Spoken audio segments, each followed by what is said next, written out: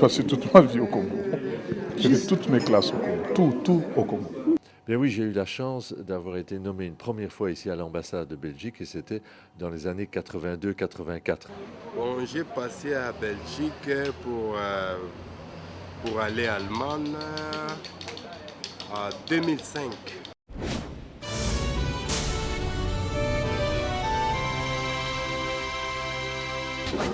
Un moment très très fort pour entrer dans les concerts des nations et espérer y jouer un rôle de premier plan.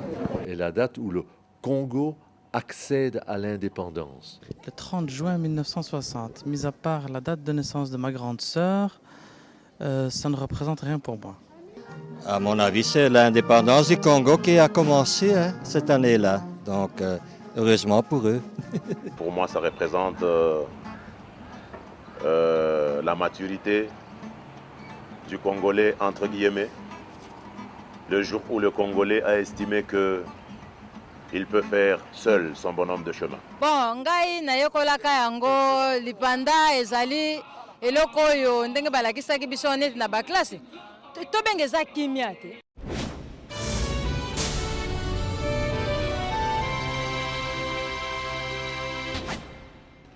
Vous savez, le terme amour est un terme qu'on n'emploie pas tellement souvent dans les relations internationales et que je sache, il y a beaucoup d'amour qui se rompent à un certain moment. Dès lors, je préfère toujours parler des liens historiques entre la Belgique et le Congo. Les liens historiques, on ne peut pas les détruire. Il y a eu beaucoup d'amour, mais aussi des désamours, parce que la séparation s'est passée dans de très mauvaises conditions. Bon, je ne sais pas quel amour, parce qu'il faut préciser, il y a plusieurs sortes d'amour. Je ne sais pas l'amour que vous êtes en train de dire. Ben, je pense du temps des colonies, si on remonte 20 ans en arrière, je crois que les colons, ils ont fait beaucoup, ils ont construit beaucoup de choses chez eux. Hein. C'est évident, oui. Ah, je pense que oui. Moi, dans mes souvenirs, c'était Mobutu, quoi. J'ai l'impression que la meilleure histoire du Congo sévit mieux en Belgique parce que beaucoup de gens sont porteurs d'une partie de cette histoire. C'est un roi belge qui a donné ses frontières au Congo. Il y a de spécial, enfin, ici, non. Ici, dans mon environnement à Bruxelles, il y a de spécial. Rien du tout, non. Si, parfois, quand il y a des avocats, des Noirs, des Congolais qui plaident, mais c'est la seule chose qu'on puisse attacher à la Belgique au Congo. Hein.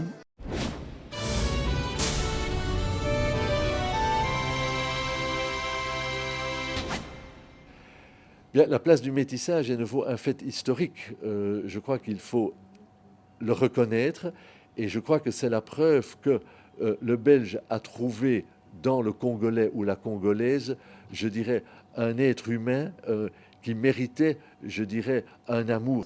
Moi, je souhaite qu'il y ait des gens qui portent le Congo et la Belgique en eux-mêmes, biologiquement, physiquement, afin que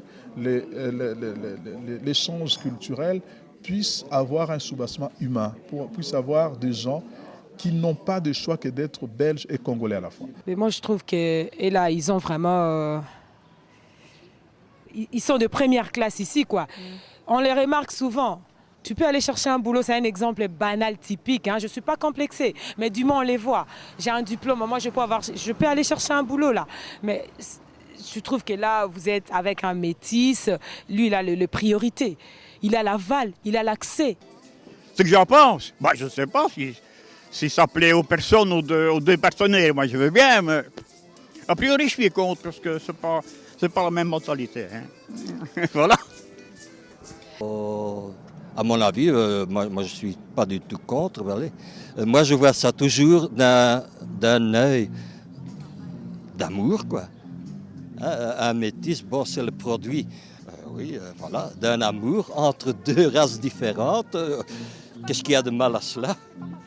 Oui, donc sur le plan racial, il n'y a pas de place supérieure et inférieure. Tous on est les mêmes. C'est comme j'ai dit dans Blanco Negro, le monde est un arc-en-ciel. Réduisons nos espaces pour sauver notre espèce.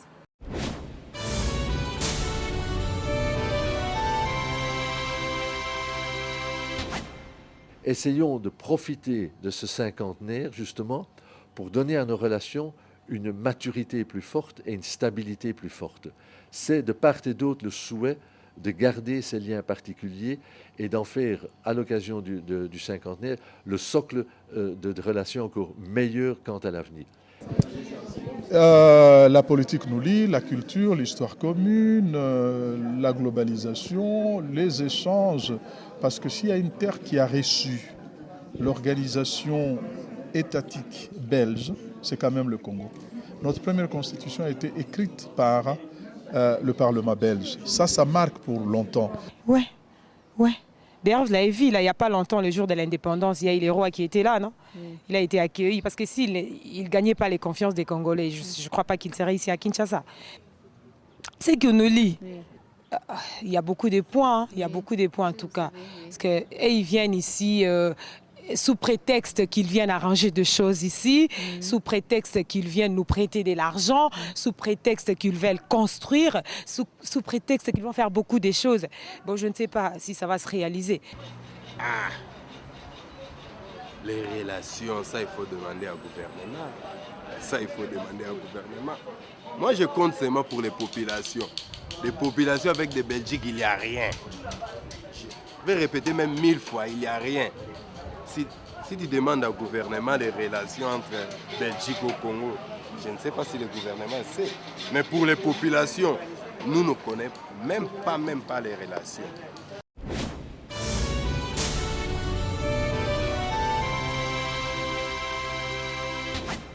Dans les secteurs politiques, dans les secteurs économiques. Dans le secteur économique, c'est très important que la Belgique montre moins de timidité quant aux investissements, je dirais, au Congo.